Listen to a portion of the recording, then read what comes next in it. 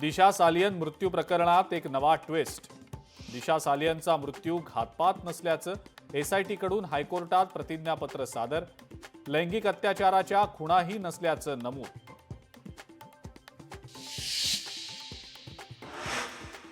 महाराष्ट्रात 3 महिन्यात 767 कुटुंब उद्ध्वस्त। राहुल गांधींचा शेतकरी आत्महत्यांवरून सरकारवर निशाणा। राज्याला कुपोषणाचा विळखा, 30,800 बालकं तीव्र कुपोषित। मुंबई उपनगरात सर्वात जास्त कुपोषित बालकं असल्याचं समोर। लक्ष्मण हाकेंकडून गिरगाव चौपाटीवर आंदोलन, महाज्योतीला निधी मिळत नसल्यानं आक्रमक। हाकेंसह कार्यकर्त्यांची पोलिसांकडून धरपकड। पालघरच्या वाडा तालुक्यात विद्यार्थ्यांचा वाहत्या पाण्याच्या बांधावरनं जीव घेणा प्रवास, पूल बांधून मिळावा, ग्रामस्थांची मागणी।